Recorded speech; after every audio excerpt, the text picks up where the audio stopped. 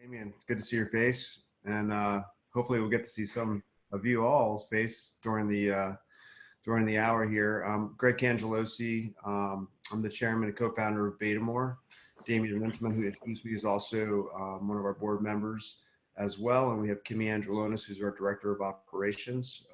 We're all happy for you to join us, and thanks for our first, inaugural Wisdom Wednesdays. Um, I think I was just going to really kind of kick off things by saying a quick overview of Betamore, which is, as many of you know, an incubator and a community for entrepreneurial support, which obviously in this new world that we're all living in has gone through a lot of transition and change, much like probably most of you, whether you're running a business, starting a business, or in a business that's in transition. The soul and spirit of what we do is to help entrepreneurs grow by providing resources, connective tissue, education, and training for not only them, but for their future employees and their current teams, and foster community through our space, which obviously, as you all know or maybe don't know, has been a challenge since COVID-19 has affected the world. So over the last 2 months, like every other business, Betamore as an organization, a 501c3, has been working to kind of quote unquote pivot our work and to do what we can to support not only of our members, first and foremost, of Betamore and our tenants that come and work inside of Betamore's walls each and every day, but also the larger community as well with response to this pandemic. Being in Baltimore City and from Baltimore City for quite 2 decades, almost three now at this point. The response here has been challenging, but also very refreshing to see more and more people pull together in a time of crisis than separate. My high school yearbook quote was, "Together we stand, divided we fall." And we're starting to kind of get that feeling here on Baltimore, and especially through the Betamore community. So over the last 2 months for us, I could just be brief and tell you what we've been doing. Obviously, we're looking out for the safety of our companies and our members and our staff first and foremost. So most people, as you can imagine, have chosen to work from home. Our space is relatively empty at the moment. We've been working to support COVID-19 response organizations. So we have a mask maker in there called the Maryland Mask, which has been producing, I think he's on his goal of producing up to 200,000 masks that are made out of a copper weave. So I'll show you that mask. It looks like this right here. And our tenant is running his entire operation out of that. This is a copper weave that kills or helps kill the COVID-19 molecule. So supporting businesses that are doing this kind of work, working with our member companies to help them kind of through some transitions. And at the same time, oddly finding quite an influx of interest in our space as people begin to pivot their work and begin to think about what the future is going to look like for them, no matter what industry they're in. So how we're helping specifically, just to give you some examples, and again, this is more for you, for the folks who are joining us, for you to submit some of your challenges and some of your issues that we may be able to help you with today. Some of the things we've done up until this point are, again, always acting as the connective tissue and helping our community. Right when this pandemic took place in mid-March, and specifically, it was Friday the 13th, Damien Rinselman right here, board member, started to organize what we call the Baltimore Response Call.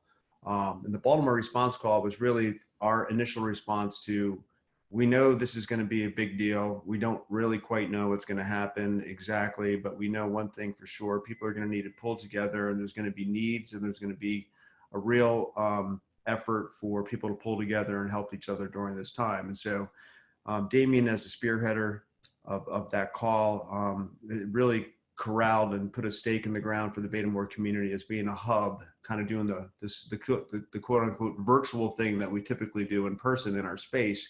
That call that we started on Friday, March 13th has been going consecutively. I don't know how many days it ran for, 7 days in a row, Damien, but the idea was to pull all the different community support groups, not only our own members, but also the people in our immediate community. Most of you know we're in Port Covington and City Garage, so there's a lot of communities of need around there. The SB7 communities, our partnership with Weller Development and the Port Covington Impact Team, and we've expanded it beyond all that. We've also gone into Harlem Park Community Development Corporation. We've helped Hopkins, nurses at Hopkins, just a real big sort of overall effort in terms of supporting all the initiatives taking place, and a place where anyone can just kind of drop in on this call and we can hear, what the needs are. We just got off of it before this webinar today. Damien and I were talking with the lead of the Cherry Hill Community Development Corporation, and they're going to be getting that back to us on Friday about some of the needs they have. So we're continuing to extend our connective tissue out into kind of like, non-traditional Betamore means, but we feel it's very important, and we feel that it's been a direction we've been heading in prior to COVID-19, and so it's really thrust us into there. I mentioned our Maryland, Mass support, recruiting new companies. We're seeing a lift in companies for looking for a different kind of space in the future. I think that the purpose of an office, we all believe, is sort of changing. This big push to, isolate and shelter at home and shelter in place and work remotely is bringing a lot of things to light for a lot of people. And it's going to fundamentally, I think we all believe, change the arc of the commercial real estate industry. So the office is really now becoming more of a tool, not just a place to go. We could talk more about that. Just to continue on a little bit, I wanted to, since we're all sort of, entrepreneurs, or most of us are entrepreneurs, and whether you're deep in it, just starting, or a veteran, to say that if you run business like I do, everything's been affected by COVID, and nothing can't not have been affected by COVID. And so for me personally, I thought it would just, maybe give you an idea of sort of my perspective. I work across a number of different businesses on a daily basis. I used to say earlier, I wish there was ever a time to be a jack of, a one-trick pony. It'd be great, but I've been a jack of multiple trades for a while. And so this pandemic has brought me to the forefront in dealing with small businesses that are in manufacturing of body products, which is my wife's business, and how we pivoted that. I'm a partner in a local company called Mission Ticks, which, as you can imagine, the event industry was the first one to go, and it's going to be the last one to come back in terms of public gatherings. The Baltimore Angels is a group that I've been running for almost 11 years, which is fundamentally a group of angel investors that's here to support folks like yourself and folks who are raising money, and support small business and entrepreneurs to get the capital they need to support their growth. And then, of course, Betamore right here, first and foremost with Damien and Kimmy, we've been trying to figure out our pivot and how we can continue to add value, continue to add relevance, and of course do as much as we can to taking it to the screen here virtually until we can all reconvene in the future. So, all of those businesses that I mentioned, I've had to go through probably what maybe many of you have gone through or are going through right now, which is, either closing them down, reopening them, pivoting their business models, chasing after PPP loans, developing new ideas and new ways to generate revenue to keep the businesses sustained. So it's been just a smorgasbord of just multiple activities across multiple industries, all with the spirit of trying to move forward in a very, very unforeseen and unprecedented time with a very unclear future as to what it means for any of the businesses I mentioned, of course, what it means for all of us. So there's been no shortage of activity, to say the least, and the activity that we're experiencing, as you all are, is continuing to change. And for myself and for us here at Betamore, we're continuing to do the best we can to support the community, support the businesses and the entrepreneurs. And so hopefully I didn't take too much wind out of your sail there. I'm going to flip it over to Damien here, Rinselman, again, board member of Betamore, and who runs Catalyst Labs, a division of Webb Mason, who's probably, I don't know, seen a lot of increase in shifting the work for your side. So Damien, I'll zip it and let you speak. Go back on mute. Yeah, no, thank you. And again, I appreciate everybody coming in. Sorry for some of the issues in the start, but, in terms of what we've been seeing, and as Greg mentioned, so, I oversee a division of Webb Mason. It is called Catalyst Labs. It normally sits inside Betamore in the city garage. So, we went remote in March as well. So it's been one of those things that there's been a significant shift in terms of our overall approach. But I would say, as you look at kind of how we operate, we were actually very well positioned for being remote, using a lot of great communications tools, like Slack and others that really could help us, stay connected and make sure that we're doing our job and doing that. I think that the big key is a lot of our clients have been looking to us, not only for just advice, around like what should they be communicating, but also, what are some of the elements of, what do you not communicate as well. And I think there's been some elements of that piece that you have to really dissect and think about and do in different ways, because one of those, big kind of, clear communication values is like, how can you be very transparent in a time where there's a lot of emotion and a lot of things that are happening in all of our organizations, and we're all, dealing with things in different ways. So those questions from our clients, but also as we think about the Betamore side of our world, is that we've been trying to provide a lot of counsel on just, how can you be effective in a time like this where you need to pivot your work, as Greg's whiteboard says there so effectively. It is something where you have to be, very malleable in trying to figure out like what is going to be your future in an unknown future for a lot of us. So using those tools like Slack and others, has been, something I think has been very, very key. But at the same time, like, trying to be leaders and connectors. And I think that's the other piece that Greg and I have done a lot throughout this period of time in trying to, help in those Baltimore response calls that we've been running for, roughly 11 weeks straight. Some of them, for the first 45 days we did for that period of time, it was actually 7 days a week that we ran it. So the scenario where we, very much dedicated a lot of time to make sure that we were making connections and trying to help organizations pivot and change and deal with a very unsettling landscape. Big part of that, for us, came down to like, it's not just we're a technology company, we're not just a creative company, we're not just, a campus, we're actually just people behind it all. So I think that's been a big learning process of just like, all right, well, let's put, what our labels are aside and bring as many organizations as we can together. And that's been, I think our biggest point of wisdom. And even the call that we had today at noon, there was Malika who joined, that call for the first time. And she's a new mom, a baby that was born in March, didn't know what was going to happen, but she's a community organizer for the Cherry Hill community.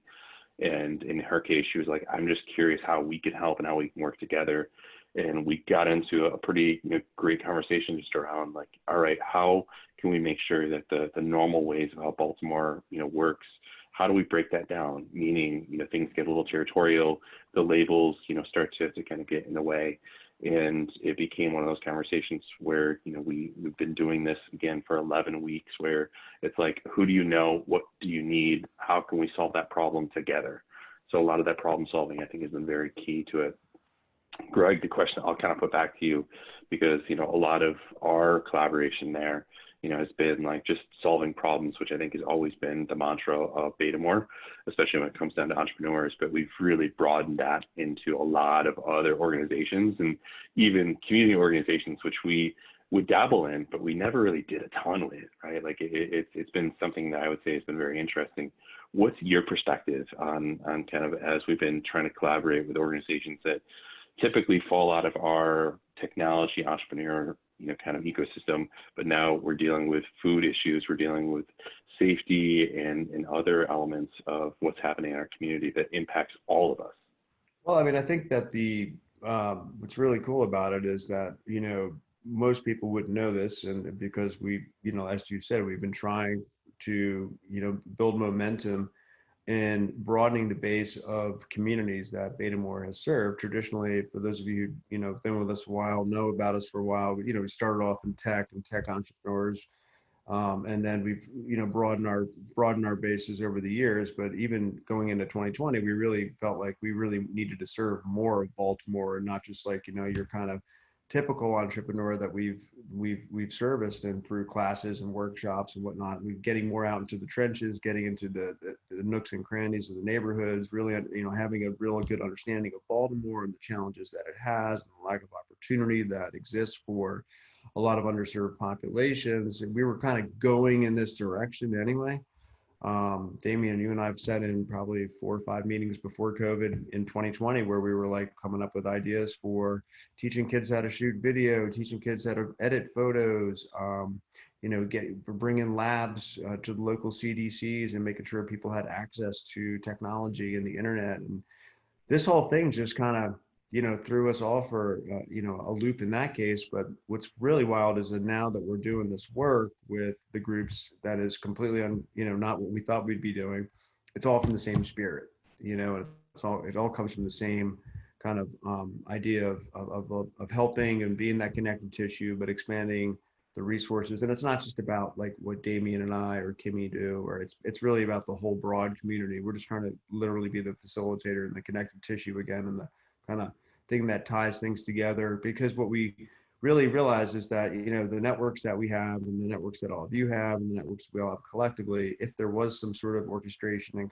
conduction of that, and confluence of that, amazing things are actually starting to happen, like being able to find a walk-in for 1,000 pounds of chicken on a fly, or feeding 500 families, immobilizing, culinary kitchens that otherwise, if it wasn't for being a part of the food pandemic in response to the pandemic, the food crisis, would just be sitting dark, and getting them activated, feeding 18 to 20,000 families a week in the city. So those are the types of things that have, kind of kept us going on this, and seeing the response, and then realizing that we're able to make things happen. And I think as it relates to kind of today, and what we're here today for, is that we've been trying to think, obviously anything we can do for the most part is going to be done on a platform like this.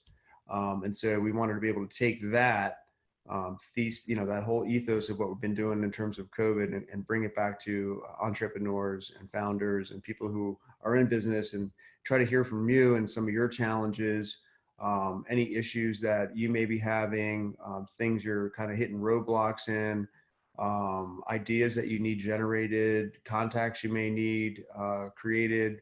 And no guarantees here for us, but I mean, we've been doing this for, like Davian said, 11 weeks nonstop, and it's baked into our DNA at this point in terms of the way we think. So we wanted to also make sure we brought this forum to the broader community, and hear some of your ideas and some of your challenges. And it really is an open book. You'll probably see, if you look in the chat bot right now on the bottom, it should pop up to your right. Kimmy Angelonis is just, we want this to be interactive.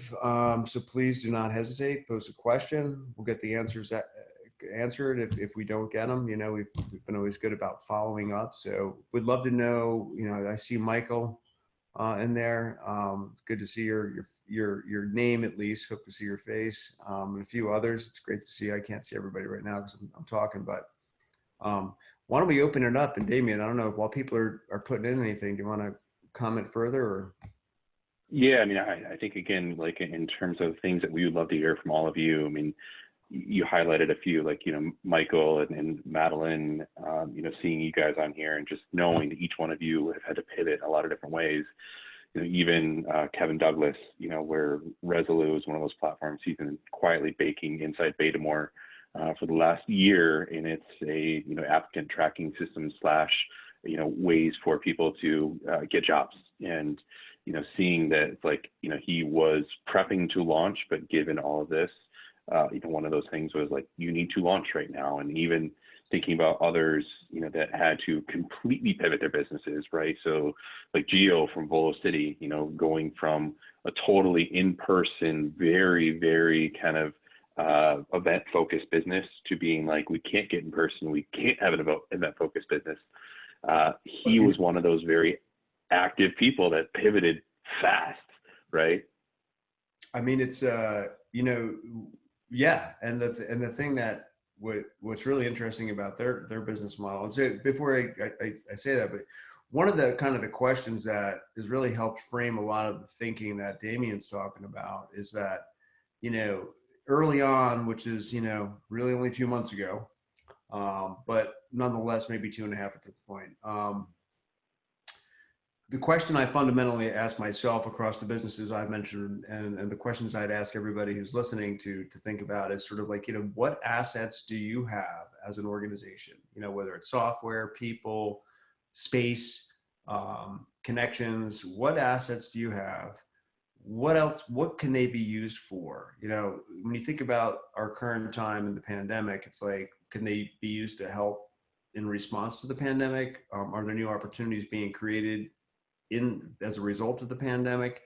And are those assets that are maybe tailored towards one business model, can they be used for other business models? And I think one cool case in point is what Damien was saying. So early on, when Giovanni from Volo City, as mentioned, the whole idea of this business is social leagues, getting people together.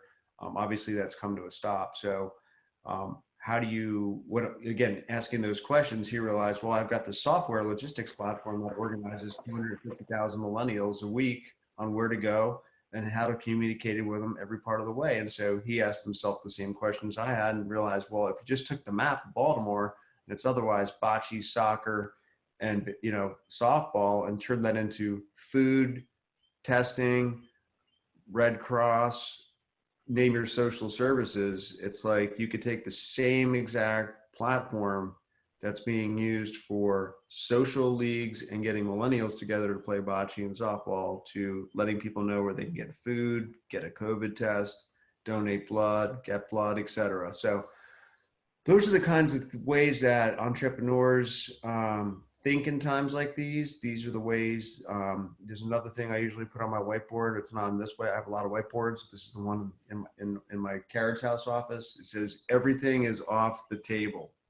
So I can remind myself of that on a daily basis, because everything is off the table. It doesn't, I think there's a general sense that we all feel that things probably aren't going to go back exactly the way they were pre-COVID. As another good friend of mine, Dave Troy, said to me, I think we're going to actually end up getting to a point where we all realize that our life is kind of going to be defined in pre-COVID and post-COVID ways and means. And so, and the early sort of things I'm seeing are suggesting that. So I think the other thing, and again, we touched on this lightly, but it is something that you really have to dig deep into, which is it's that purpose of the office, right? The purpose is changing, and what's probably going to change going forward, no matter big company or small company, you have to look at that office as a setting where you're going to, go back to it in a whole different way. It's not going to ever be the same, Yep. for at least the foreseeable future. But you have to think about it also as a tool, right? Where if you go to the office, why are you doing it? What's that purpose? And, as we've been, thinking about, kind of what that looks like, because, Betamore, very much is, focused on trying to help organizations, deal with these sort of changes, is that especially bigger companies where you've got people that probably will be remote for a long time, is it a place where you can just still come in and safely distance, safely have a space to go to that's not your home, and actually work out of it. And even for organizations like in the city, we've been having a number of interesting conversations there where they need facilities that are not city-owned facilities that can have a little bit more space, and try to figure out how can they send people to these spaces safely. So it's trying to do that. And even for my own team, because it is a space where we have studio and other elements of, like, it is a tool to us in those ways, but trying to rethink, like, all right, can we go remote? I'll say, like, I wasn't always the biggest fan of being remote. I did it more than a decade ago. I worked for myself as a person who was remote for a couple of years, and it's not something I loved, because I like being with people. I like being, in spaces where we can collaborate, which is also a big part of what the City Garage provides, is that you can walk around and always have a lot of fun interactions. You never know who you're going to meet. It could be a celebrity, it could be an entrepreneur, it could be, others like, Michael or Kevin or others that are on this webinar. Like, you just don't know. And that's the thing, is you have to kind of reframe why would you go to this office? Because you need it to be like that tool of, all right, we're going to go there, we're going to have our brainstorm, we're going to do it safely, and then we're going to go back and work remotely. So you kind of have to analyze, what are the reasons that you may need it going forward. And again, the advice to entrepreneurs there is like, that's an expense. Like that's an expense that you may not need. And it may sound, kind of strange, like, coming from that Betamore voice where, we're saying like, maybe you do need to reduce your space. Like maybe you don't need as much of it, because it's not good for you, and how can you be more effective? So I think that is something that each one of you should look kind of in the mirror and say, like, why do I like going to an office, or why do we need that space to collaborate? Because it's going to be different for everybody. But at the same time, I think you have to analyze, to Greg's point, nothing, at this point is off the table, or even like all things are on the table, even, right? Where it's like you can resort everything that you're doing in really interesting ways. And that is, the challenge that I think all of you should really be doing right now, to kind of look at yourselves and saying, all right, could I be the solo entrepreneur? Could I go completely freelance because you maybe lost that job? Right? You've got an opportunity to rethink, reinvent, and reinvent everything personally, professionally, and in your businesses. I would like to, if we could, bring in somebody, Michael from Mindstand, if you don't mind. Yeah, I was gonna say that's. Kind of trailing off of what Damien was saying. I mean, here's hey, good to see you. The changing nature of the office and this basically immediate push to all virtual and all digital, has really, what I'm finding, and Damien alluded to, and several other entrepreneurs and people who are managing remote teams. You have your culture, right? And then you have your digital culture, and there's transfers of some sort of transfer of what happened in the office to what's happening online. And in the business of Mindstand, I mean, you guys are where, you're already kind of launched in pilot projects and whatnot. But I thought, if you wouldn't mind speaking, we'd love to hear what COVID has done to your business, which is basically, I would imagine it's probably been an uptick of interest because you got so much more to manage now as an entrepreneur and an owner or a manager to analyze the health and safety and, kind of status of your team digitally, with so much communications that are going on that can't be monitored or go unseen. How are you doing? And it's good to see you. And feel free to put on your video if you want, or you can do audio. It's all good. Awesome. Just glad to reconnect with you, Greg, and Damien, Kimmy, the whole crew. It's just been an interesting time, and you spoke to it. We've been working on Mindstand since early 2018. So when we saw this change, the question we had to ask ourselves, similar to what Damien mentioned, is, how do we stay people oriented?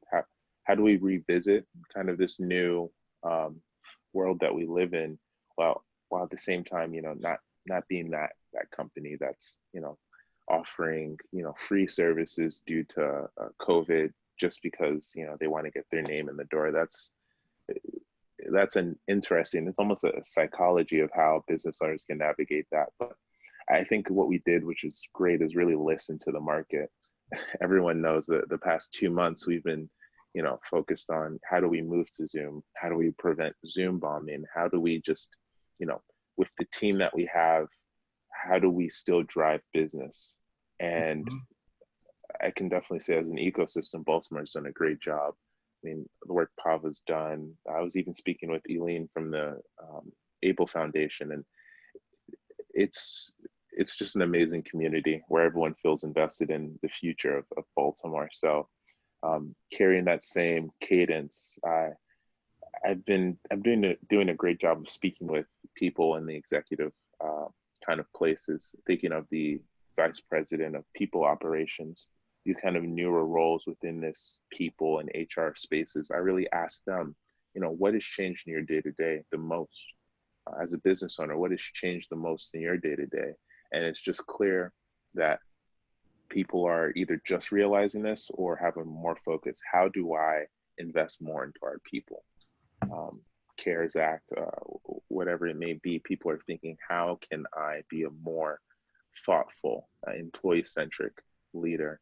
And I'm so glad that with MindStand, we're developing and in the process of completing a consultancy arm where we have the analytics, we have the AI, which is amazing, but we have real people that will sit down with you and talk about how we create a strategic plan to keeping your culture safe, keeping your culture inclusive, and if necessary, provide the necessary training, whether it be unconscious bias or just providing opportunities for recognition for the people doing the best in the company. It's so amazing how we've been able to more position ourselves to be thought leaders during a time like now. And we'll see over the next couple months. We actually have a commercial launch June 15th. Once Good. we release that, I'm excited to see what will come of it. That's great. I mean, there's a couple of interesting things I think you highlighted there that are really, really important. And then I actually have another question to go back to, Michael, on that one too. Just because, again, being very kind of addressing the biggest points that we have to deal with as not only entrepreneurs, but just business leaders.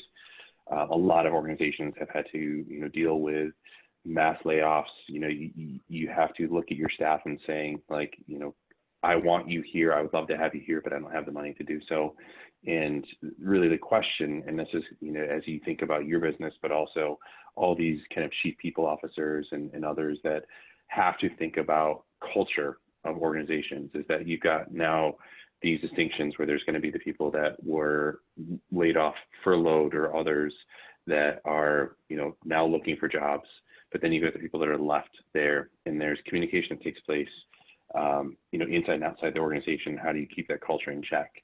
And I think as you think about your tool and just knowing a little bit about your tool there too, I'm curious what those sort of dialogues have been too, because it is a scenario where I think keeping a pulse and a barometer of your culture in a time like this is very interesting, because those individuals that are furloughed that may come back, it's going to be super important as a leader to be also very effective in trying to say, look, we had to do this to protect that we could bring you back, first of all, but that communications cadence that you have to get into as being a manager, a leader, an owner, I think completely transforms.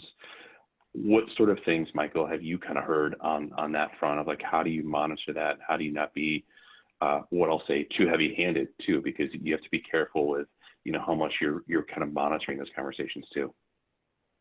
Absolutely. A feature that we've realized is so important, especially at a time like now, is this concept of topic analysis.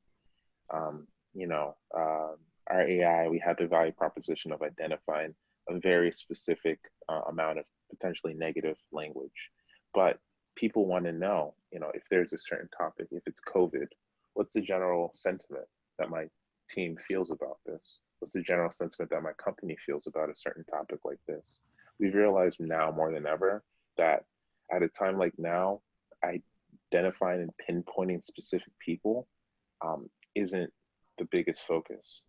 The best thing we can do is to talk about how your community has evolved through situations as grief as this, or opportunities such as trainings, like as I mentioned. If you have the budget, if you've seen an increase in your business to the point where you want to do, I was just speaking with the chief people officer about this.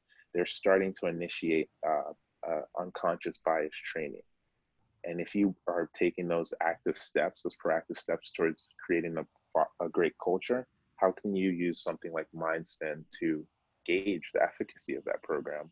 So we've done a great job of, again, pinpointing what matters to a company and providing the sentiment around it so that they're more informed on how to expend their budget and how to create a more positive culture.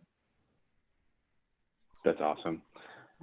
So actually, I want to bring in somebody else, because there's a bit where you can actually talk about what you've been doing to pivot that I want to hit on too with another attendee that's out there that I think also probably fast forwarded a lot of things that were happening and trying to get it done, but also having to listen on the HR side and talk to a lot of others that are there. Because I think that is an interesting point of view, is like the chief people officers, the HR people, like they have a very distinct kind of role now, and especially now more than ever. Like that role has been changing because they got really flung into a lot of chaos that some may have been prepared for, but at the same time others may not be.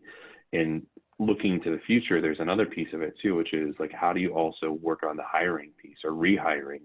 Because, if we kind of hit this point in the next few months where there is a reemergence, where things, start to kind of unlock, but also businesses kind of come back online, that is going to be an interesting one. So I'm going to ask Kevin Douglas from Resolute to come in and kind of talk about why, first of all, you had to launch your platform before it was 100% baked, but also like what those dialogues have been for, hiring managers and others that you've been dealing with. And I think that you and Michael, kind of probably have some unique, perspectives there that you could both collaborate on as well. Yeah, sure thing. Can you guys hear me okay? Yep. Okay. Yeah, so the biggest transition for me was, I was pretty heavily into development still, and I wasn't really ready to launch my resume platform for another few more months. And once COVID hit, I knew there was, a strong opportunity to help applicants and to grow my user database. So I had a few core features I was heavily developing. I decided to put those core features on the side to get Resolute out into the public as soon as possible. I think it was roughly 2 weeks into COVID that I was able to launch Resolute. And that was kind of really beneficial because from the time of launching and to currently, I've gotten, roughly 100 users to sign up, and I'm getting some really good feedback of, from users, applicants specifically, letting me know what is and what isn't working. So that's been very helpful. I say, one of the more stressful things on my end was that, I was seeing competitors heavily invest into marketing and advertising. So, as my platform was relatively new, these competitors were all over, Google ads. They were launching things on Product Hunt. They were getting, Reddit forums, a lot of feedback there. So, it's kind of stressing about that. But as things kind of slowed down, I kind of thought about, how they reacted and spending all the money in marketing, and my personal thoughts is, it might have been too soon, to do that. I think actually marketing, a applicant platform specifically to create resumes and apply jobs is probably better now or within a few weeks as companies start to slowly get back on track and start, hiring, hopefully hiring people back. So, in the beginning, things are stressful, seeing competitors and trying to get the product launched. But as things has kind of slowed down for me, it's kind of really taking a positive turn because I've been able to focus solely on, one or two core features, getting the product launched and focusing on applicants or end users' feedback.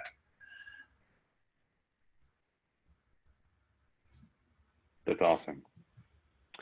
I mean, for both of you, in terms of some of the conversations you had with HR managers, but also just like people that are doing a lot of the hiring, what are some of the common themes just as you're thinking about kind of reopening or the hiring process that is there, and then kind of back to Michael, like those chief people officers, like what are the kind of big themes that they're also dealing with right now?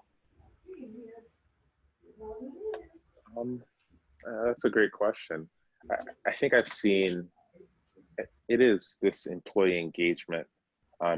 As an HR manager, it seems like the thing that's most important to him or her is how can we make sure that our employees are safe and well respected, their opinions are valued, and the executive team is keeping their thoughts in mind when creating a new budget or defunding a certain program. I think by and large that's been the step up towards responsibility, where 6 months ago when I spoke to HR managers, it was of course payroll, and it was this idea of there's just so much technology out right now that there's a sea of different applications, of different demos that people are saying are important. But now more than ever, HR managers feel in heightened responsibility towards investing into the future of the company. I also would just chime in and say that, there's just from an overall, not just employer perspective, but also just more of a brand perspective too. I'd be curious to kind of just throw this into the mix. I've read a lot about how brands are going to be perceived. And when I say brands, go with me for a minute here and thinking like big brands down to small brands that are emerging. It judged and kind of looked at on how they respond to this time and in our planet. And the word empathy has been probably thrown down everyone, a million times. But from like a branding, Michael was alluding to this a little bit in terms of like, well, what's your approach without looking like you're just like a company trying to get in the mix to make money or whatever, which everyone's trying to do because they're business. But what's your approach, right? And so I don't know if you've seen anything like, Damien, we've talked a little bit about this. I mean, brands don't want to be, just as full frontal as they've been in the past, but, Exactly. I mean, we've been seeing a lot of, just in terms of the counsel we provide brands, is when should you join the conversation and when should you start talking about this, kind of openly, and how should you, be doing that? Yeah. Some of our clients, even like there's one that's a power company that we do a lot with, and then we counsel their CEO. That individual, he's been hitting us up regularly on saying like what should be said, how should it be said. We also help them create education platforms.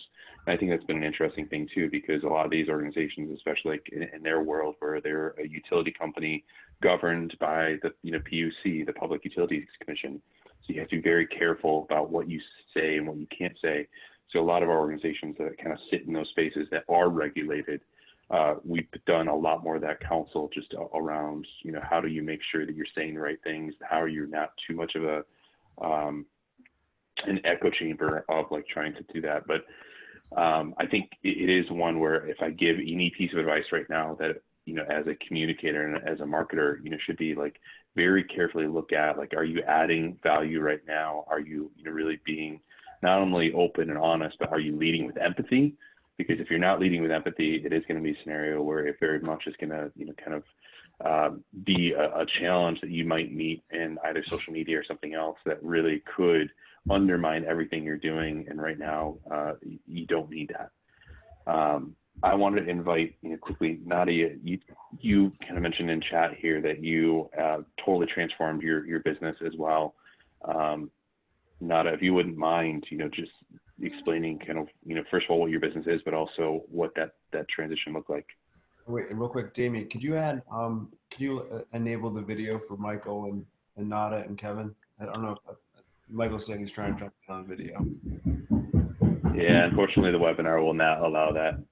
Let me see if I can change that though. But Nada, while I'm doing that, why don't you, kind of give a little bit of your background there?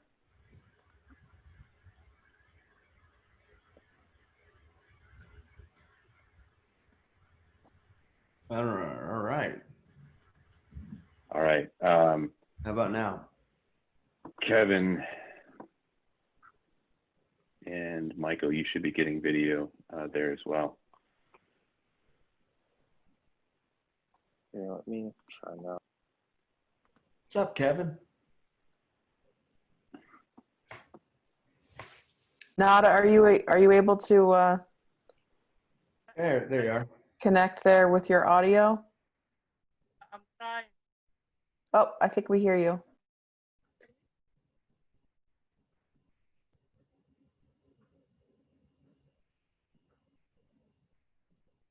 And she's there for a secon. While she's Just getting gave myself a that. haircut today. Hopefully I didn't do a bad job. There he is. Looking good. Yeah. Good. Well, for those of us that do the buzz, I feel like I've been preparing for this for a decade by not having any hair, and I cut regularly, so feel lucky on that front. Get ready to do what you're doing, because I'm opposite. Hence the flat top. Nada, you seem to be coming in and out.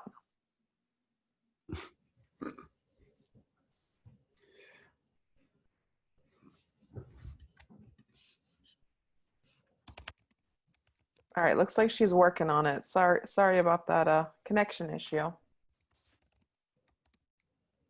So back to other kind of points I think that we've really been working on. We're going to try to wrap this by about 1 o'clock, but I think the other, big notion of our, the Baltimore response piece is all about like, how can you use your network effectively? I think that's the thing to go just a little bit deeper on in knowing, who we have also as, attendees, but also thinking about like why we've been able to, do that response call for 11 weeks straight and still be effective and still do it on such a regular cadence, throughout the week and weekends at times too, has been that there's been a lot of that, like, who do you know? Or to Greg's point, like, do you have a refrigerator or a walk-in that can handle 1,000 pounds of chicken? And it's kind of funny to find that in your network, if you just ask, how easy it is to get to some of those solutions. But it is a scenario where I think that's always been a part of the Betamore DNA in the first and foremost, because we've always wanted to be connectors, right? Where you might need an investor, you might need employees, you might need customers, you may need just people that provide you advice. But right now, I think it's also super important just to say, all right, I need help with X, and asking as many people as possible on that is super important, because if you don't ask, you never know what you're going to find or be able to get there. But it is being a situation where it has to be that you lower your guard and you ask anybody and everybody.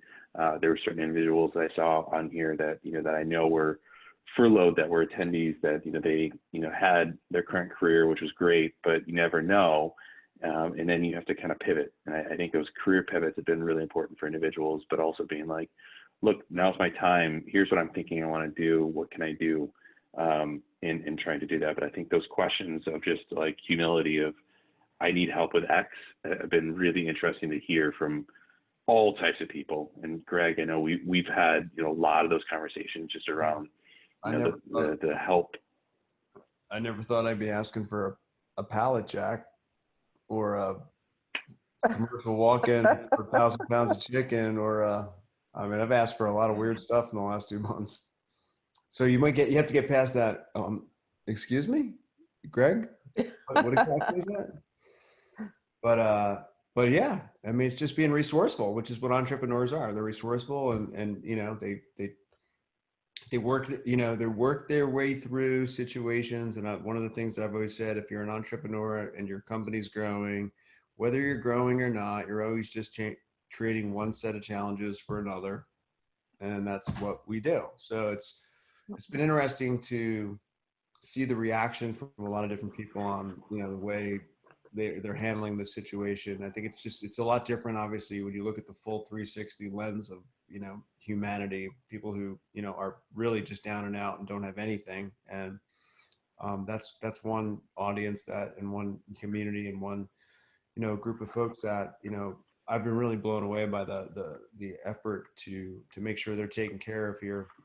But like, the employee, the spouse who lost their job, the kid who's adapting to distance learning. I've got an 11-year-old in 5th grade, the entrepreneur who doesn't know how to even pick up the phone and make their next move or what to do, paralyzed by not knowing.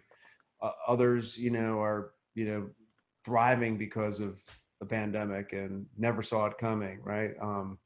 It's everything in between. And I think staying close to that and understanding that getting out of yourself and just being like, whether you're the person that's doing really well or the one that's down and out, trying to keep connected. That's really, I think, where you're going to find a lot of the answers. But I think naturally entrepreneurs are problem solvers. And so it's a good skill to have right now. So Nada, and forgive me if I'm also not pronouncing your name correctly there, but the question and her point that she was making was that she's been transforming her career.